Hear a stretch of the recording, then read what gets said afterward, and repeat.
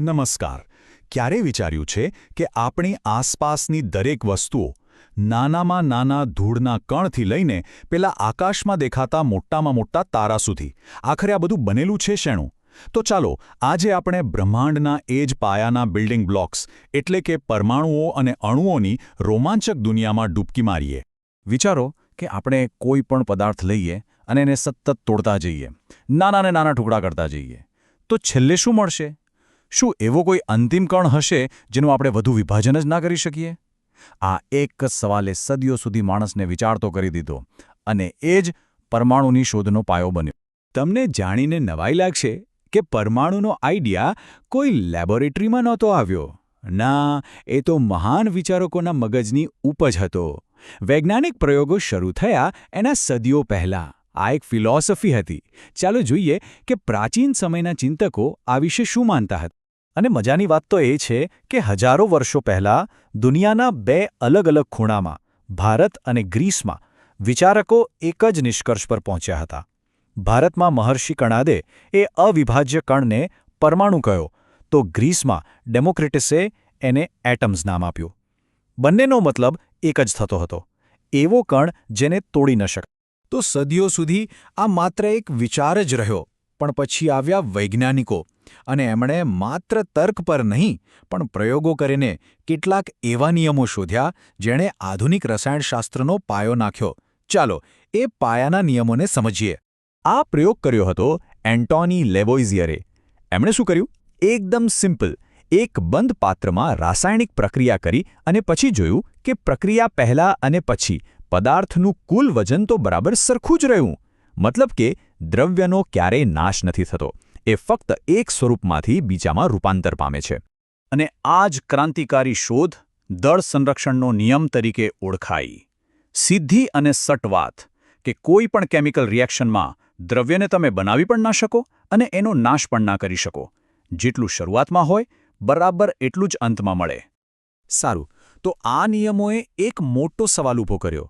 જો દ્રવ્યનો નાશ નથી થતો તો પછી આ રાસાયણિક પ્રક્રિયાઓમાં ખરેખર થાય છે શું? આ મોટા સવાલનો જવાબ આપ્યો જ્હોન ડાલ્ટને, અને એમની પરમાણ્વીય થિયરીએ રસાયણશાસ્ત્રની આખી દુનિયા જ બદલી નાખી. ડાલ્ટનને કહ્યું કે દરેક પદાર્થ પરમાણુ નામના અત્યંત સૂક્ષ્મ કણોનો બનેલો છે. એક જ તત્વના બધા પરમાણુઓ એક સરખા હોય, જ્યારે અલગ અલગ તત્વોના પરમાણુઓ અલગ હોય છે.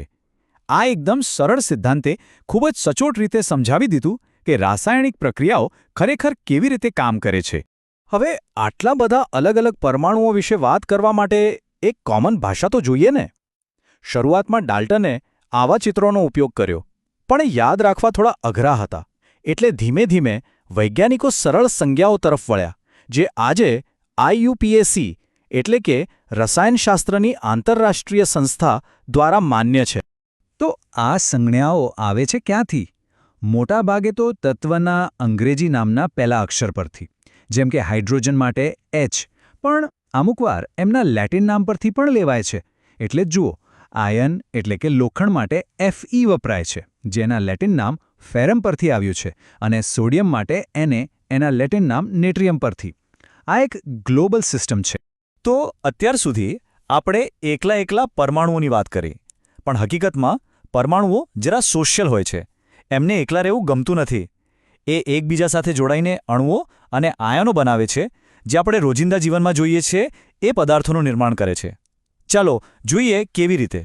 એકદમ સહેલી રીતે કહીએ તો અણુ એટલે પરમાણુઓની એક ટીમ, જે રાસાયણિક રીતે એકબીજા સાથે જોડાયેલી હોય છે. આ એટલો નાનો કણ છે જે પોતાની ઓળખ જાળવી રાખે છે અને એ પદાર્થના બધા જ ગુણધર્મો પણ બતાવે છે. અહીં એક નાનો પણ ખૂબ જ મહત્વનો તફાવત છે. જ્યારે એક જ પ્રકારના પરમાણુઓ જોડાય, જેમ કે ઓક્સિજનના બે પરમાણુઓ, ત્યારે તે ઓક્સિજન વાયુનો અણુ O2 બને છે. આ એક તત્વનો અણુ છે. પણ જ્યારે અલગ અલગ પ્રકારના પરમાણુઓ જોડાય, જેમ કે હાઇડ્રોજનના બે અને ઓક્સિજનનો એક પરમાણુ, ત્યારે પાણીનો અણુ H2O બને છે, જે એક સંયોજન છે. અને આ સંયોજનોમાં એક મજાની વાત છે. એમાં તત્વો હંમેશા વજનના એક ચોક્કસ ગુણોત્તરમાં જ જોડાય છે. જેમ કે પાણી તમે ગમે ત્યાંથી લો, નદીનું કે વરસાદનું, એમાં હાઇડ્રોજન અને ઓક્સિજનનો વજનથી ગુણોત્તર હંમેશા 1:8 જ રહેશે. આ નિશ્ચિત પ્રમાણનો નિયમ છે. પરમાણુઓ હંમેશા તટસ્થ નથી હોતા. જ્યારે કોઈ પરમાણુ ઇલેક્ટ્રોન મેળવે કે ગુમાવે ત્યારે એ વીજભારિત બની જાય છે અને એને આપણે આયન કહીએ છીએ. ઇલેક્ટ્રોન ગુમાવે તો પોઝિટિવ આયન બને અને મેળવે તો નેગેટિવ. આનું સૌથી બેસ્ટ ઉદાહરણ છે આપણું ખાવાનું મીઠું. એ સોડિયમ Na+ અને ક્લોરાઇડ Cl- આયનોનું બનેલું છે. ઓકે, તો આપણે પરમાણુ, અણુ અને આયન વિશે જાણી લીધું. હવે આ બધાને ભેગા કરીને રસાયણશાસ્ત્રની ભાષા કેવી રીતે લખાય, એટલે કે રાસાયણિક સૂત્રો, ચાલો શીખીએ. રાસાયણિક સૂત્ર લખવું તો રમત જેવું છે. પહેલાં તત્વોની સંજ્ઞાઓ લખો, પછી દરેકની નીચે એની સંયોજકતા એટલે કે એની જોડાવાની શક્તિનો આંકડો લખો અને પછી બસ એ આંકડાઓની અદલાબદલી કરી નાખો. થઈ ગયું સૂત્ર તૈયાર. ચાલો મેગ્નેશિયમ ક્લોરાઇડનું ઉદાહરણ જોઈએ.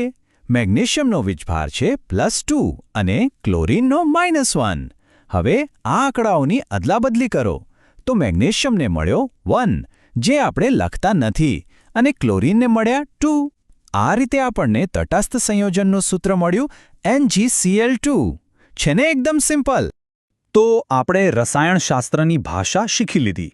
પણ યાદ રાખજો, રાસાયણિક સૂત્રો ફક્ત અક્ષરો અને સંખ્યાઓ નથી. એ આપણી આસપાસની દુનિયાની ભાષા છે.